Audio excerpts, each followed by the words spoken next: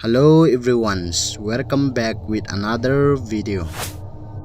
Tuni ni khu injong kisat tizat talel lhagao gimne le thilam dang ta aniki modo ho su vet khom na le sei khom na su ananei kitau hite.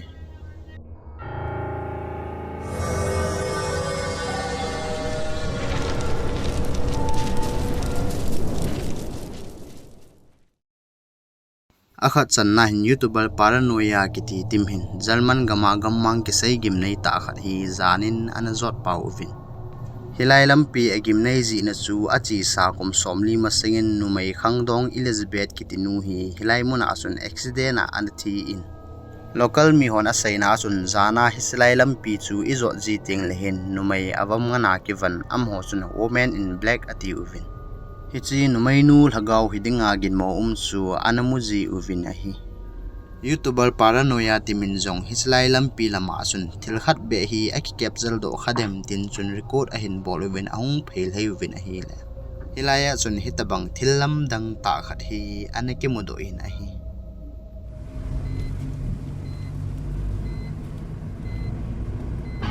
Abi o ne?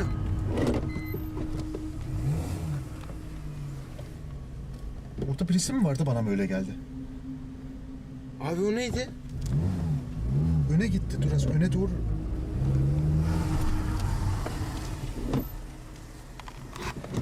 Çıkalım mı? Nasıl bakalım ayağına.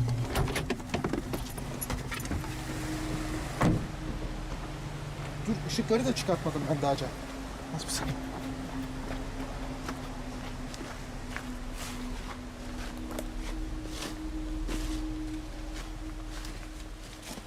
Nereye gitti Cemo?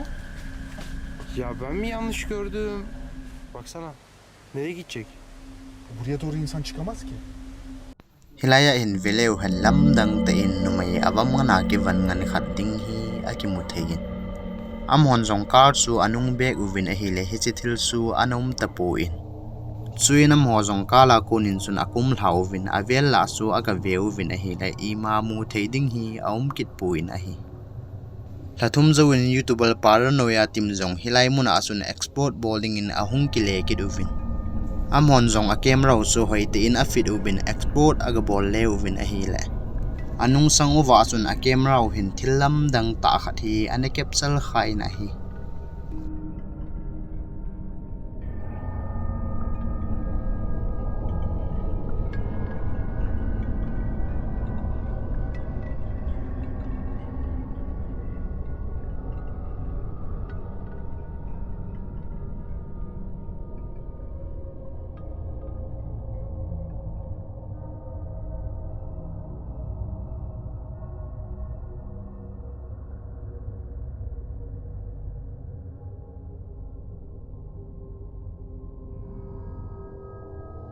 Hilaya hin a camera o hin akimutsin be selo mi khat hin lampi a hin tawpal hi akimuthin chule hechmi kimu jong chu agai na lam ki helovin anamang peitan a hi.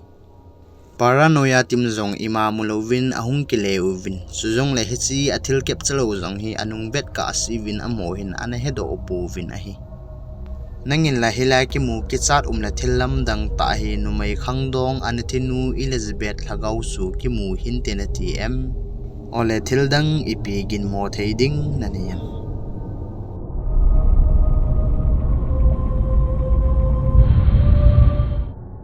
Ani channa hin Reddit user ACC6894 kitipahin aupa dong menu te ina thil su lam dang ta khat hi anaplo nin.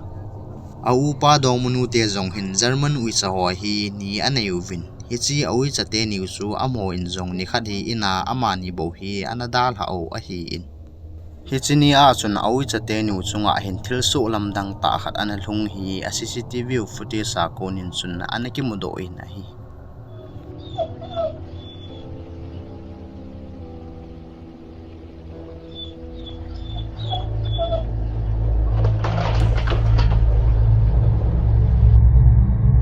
Hilaya in ning langa hin iphem khat hin ui chate ni hi asu bui hile akilomin.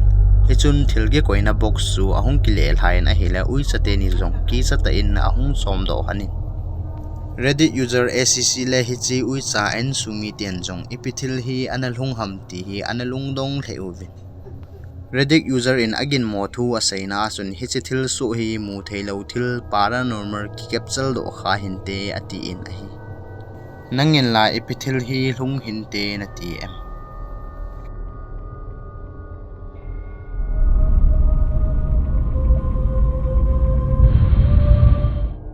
athum channa hi youtuber para evidence kiti pahen akimang talo menthane hotel ki sei gimnei ta khat hi investigation aga borna hin anung hi athing thei ta po hin ahung ki le lama in lam a hin jun a jong hin anung zui danin hin a he in a hi asaina jun in sunga lai ho jong hi asamin a phe in tv ho jong hi asamin a ki haji in sunga jun mi ho jong hi amuji ta in a hi hiji chun aloi te ni to sun ama ina achun investigation anabol home uvin hila chun aloi pa Joshua Alban in jong SLS camera kiti khal jong hi a fit anin lhagao ho to ki ho theiji na instrument ho jong hi amang chau vin aloi pa Joshua in jong haulim hi a bolin a hi le hi tabang thil hi anal hungin a hi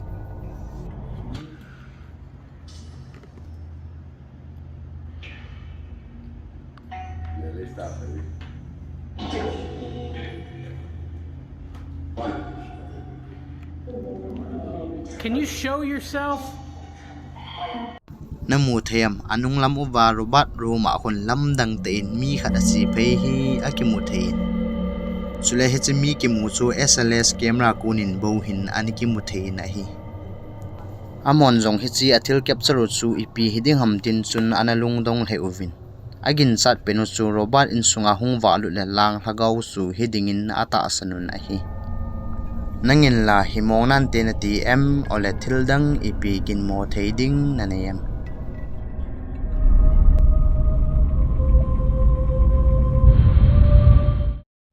ali channa hin pol kitipa hele en sungmi te hin Glasgow Scotland gama in tha aluna wa hin dei lo ta in a in tha lu na wa chun thilgil la gol kit kidang za chum ho hi analung ji ni khat jong chu polin ai no chu video anaka min house tool ti ding dan hin tin an ho lim le na hi le hela chun dei lo ta hi ta bang thil hi anasu in a hi Just thought I'd show you a quick tour of the house.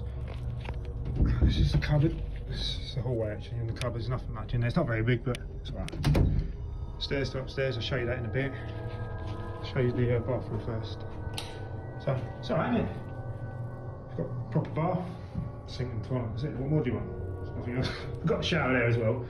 So you come in, living space, turn left, it's the kitchen. So, hang on. It's not very light, it's not very good. So yes, we've got a hob and the washing machine. It's quite a big old kitchen actually, if you have a look. So we haven't actually got 2 fridge freezers. This one broke down a few months ago. We just haven't got stuff. So yeah. It's good. Right, so living space. Little front of our house. That's supposed to be a little driveway. It should have a drop curb, but it hasn't. Evie, she's been jumping up on the surfaces quite a bit. But actually knocked something over, got spooked then. Oh man, you're having some sort of laugh, aren't you? You see that?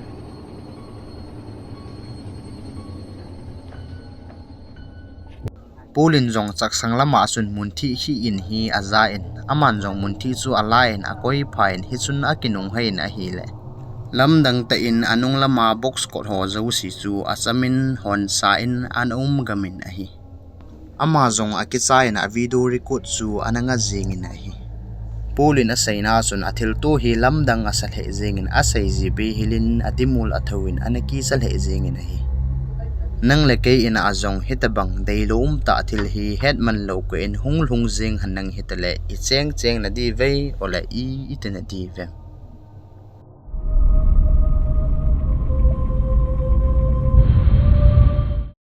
anga sanna hin Muhammad Al-Badri kitipahen aloi pan anatu thilsu lamdang ta khat hi anablo ni Eden kiti hupi ayama kiti muna hin aloi pan jong gari atol pe nin thilsu lamdang ta khat hi anatu in ama pan jong athil tu chu a phone a hin record anabol do in a hi برميل زبالة اي شكله رعب والله رعب شوف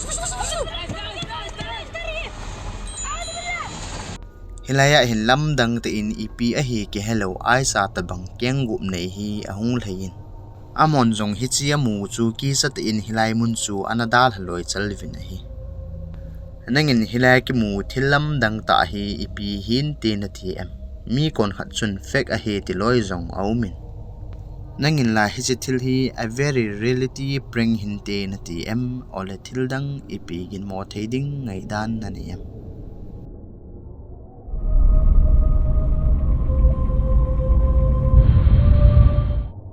agup channa hin YouTuber homesteading of the great kititeni nu pa hin Center Virginia kiti thinglagam to kinai amholanga seidinga su hi choi thinghang ti di hitantin helai muna sun amani nu pa in jong in tha khat hi analo hanin chule hi chi a in vel hana ga mangla chu agim nail he ti chu amani in jong a hin hedo hanin ni khat a in keng ti ho khat hi ga mangla asun achang se inin agawa le ta in a hi le helai ga manga chun hichimi pa jong chun thilam dang ta khat hi anamu in amain jong a phone chu ala do in record anabol do in a hi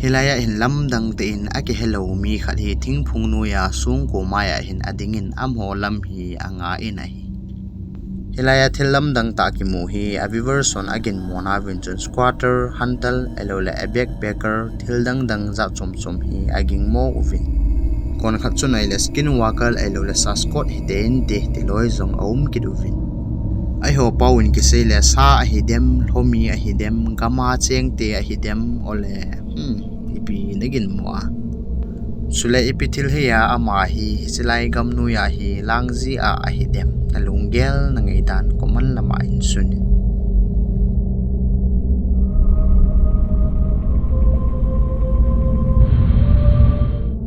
asagi zanna hin jingka khowa masanga hin nick faster kitipa hele awi cha kui thathat to hin gam lama hin anawa le hanin ningin jong awi cha chu ju cha ju lei daldan ho chu a hilen video chu anakap le in aman jong anunga a video clip chu anung venin a hele thil khat hin atimul anatho khangin a hi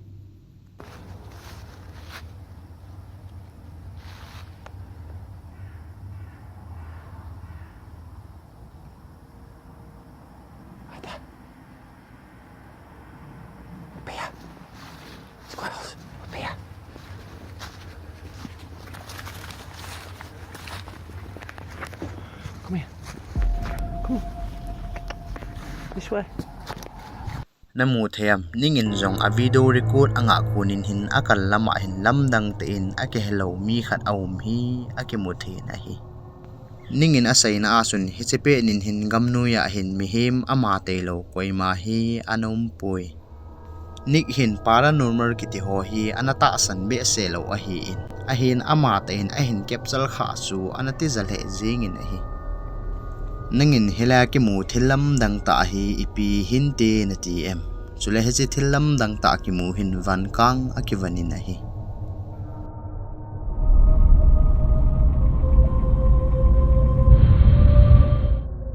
Agit chan na hin YouTuber Crystal Luna kitinu hin Mexico gama phat so ta anike mangta lo in wile in kisai gim nei ta tu khanga wang hin aware house in ake mangta in hichi ina sun amazon investigation bolin anachi in chule hichi in chu tu kum phaba masanga ain nei te an thi ji na koima seng lo a an a hi in tun wang in chu aware house in ake mangta in ti chu thilelo not na le koina in ake mangin hilai muna na tohon asai na wa sun nupi hidinga kilom lhagao khat hi anamuji uvin hi Chrisley le aloi mi khat jong hin hichi aware house sung chu investigation abol hanin a hil he ape nin hin ima he le mu hi anum walpu in hi jong le ama hin khununga a video hi YouTube lama upload zone min chun a viewers so sun ama ni hin anamu do lo thilam dang ta khat hi anamu do uvin a hi. Ahorita vamos a ingresar ahí dentro para que ustedes puedan ver, pero sí me gustaría, pues me gustaría pedir la presencia. Es algo que he estado haciendo últimamente, pedir la presencia de este ser, de los seres que ya no están en este mundo, que ya están en el más allá y que de alguna forma, estoy escuchando ruidos ahí adentro, Meli, estoy escuchando ruidos ahí. A ver si logramos ver algo. Ay, escucho ruido, escucho ruido. ¿Quién anda ahí? No sé si aquí tengan un gato, un perro, se están escuchando ruidos extraños.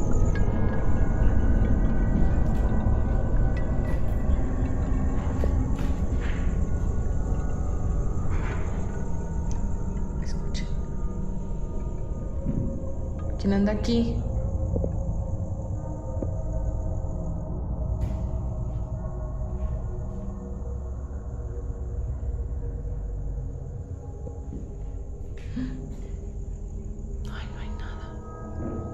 Estaban escuchando los ruidos.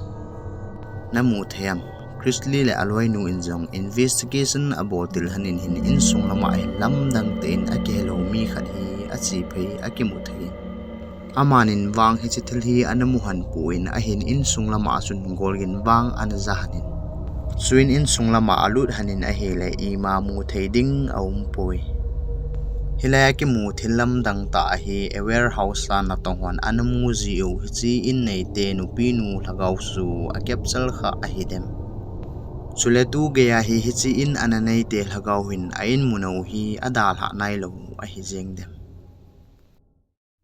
chuzong le loi te ho tu ne adingin hin hi chanin a ki chai tai na hon jong ngailu na nei ta i khan to be jing theina ding vin like subscribe le na WhatsApp status la be ni sil pi ding vin ke hin te me e pi la video thale anake mukit taw hite na bonun mangpha